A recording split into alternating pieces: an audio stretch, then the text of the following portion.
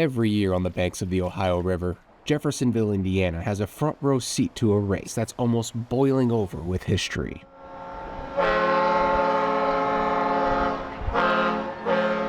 It's the Great Steamboat Race, and since 1963, it has been held like clockwork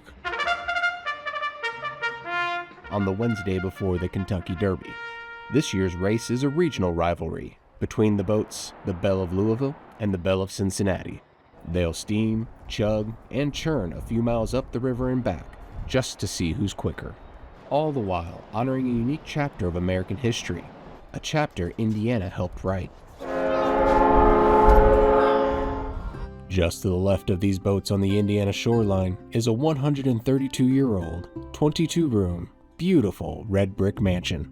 A mansion that houses the Howard Steamboat Museum, now currently helmed by this expert of American river history.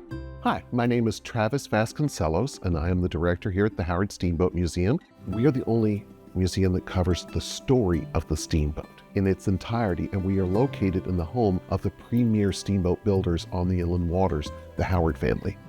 Now, when I say the Howard family made a lot of boats, trust me, they made a lot of boats. We're talking over 1,100 of them. Travis estimates that during their heyday, that roughly 1 out of every 4 steamboats you'd see out on the water was built right here in Indiana. All of that started with the reputation of just one man, James Howard. He built his first steamboat back in 1834, while he was still just a teenager. Anybody that could cut lumber was building a boat when the steamboat first came out because we were in a hurry to settle the western lands. They were built quick, slipshod, get them out, get the money. The average life of a steamboat when James Howard started, if you were lucky, was 18 months to 3 years. James Howard saw the problem with the plan and he made his boats more durable. His boats on average lasted 5 years.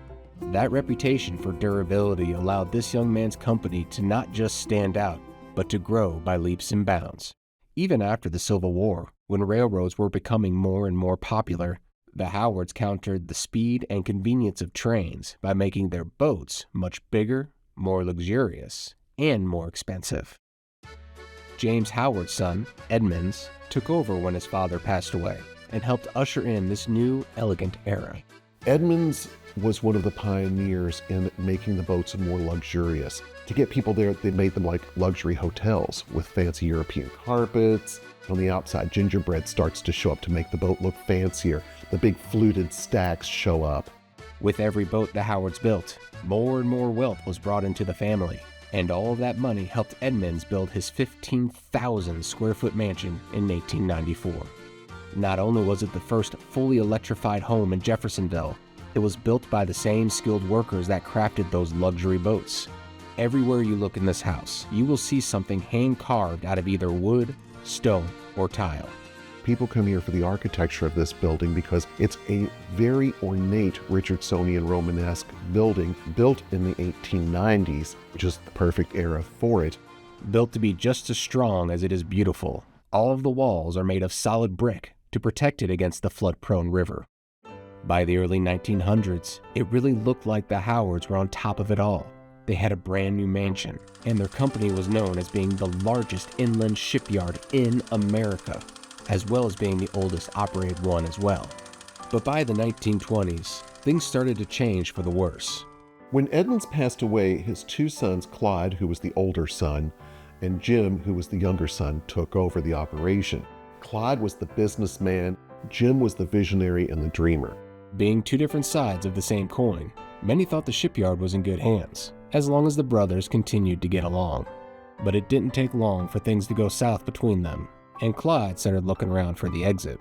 What ended up happening was Clyde left, forced Jim to buy him out, and went into the banking business in Louisville.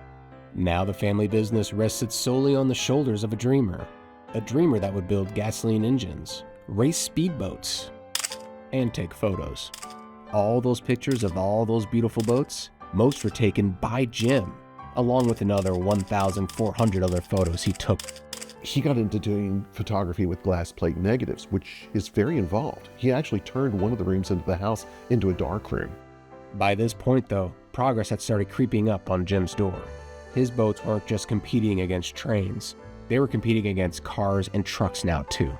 To bring a little savvy into the family business, he made his wife Loretta his new vice president. Here we have Jim and his wife Loretta, who had run a business before, so she knew how to handle the money, but a dream of running a business. Usually in the third generation, things didn't go so well.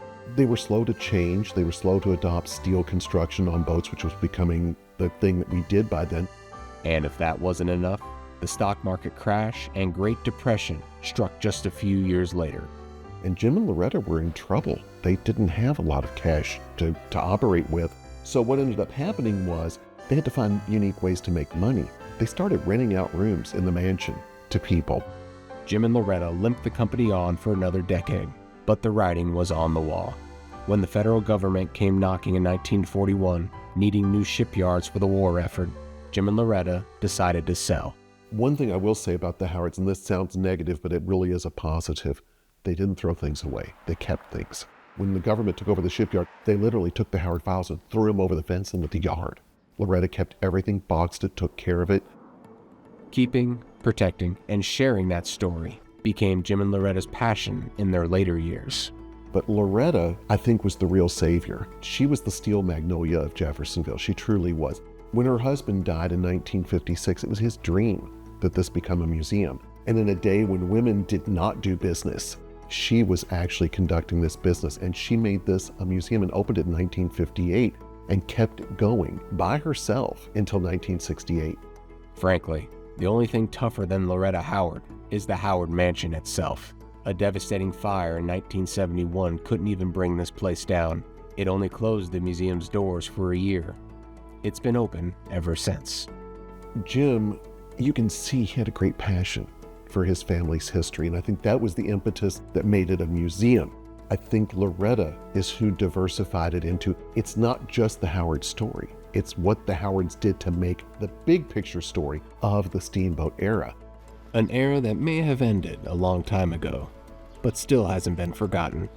Thanks to the Howards, and to the Belle of Louisville, the winner of this year's race. Those stories of riverboats steaming up and down the river will continue to be told, one paddle wheel at a time.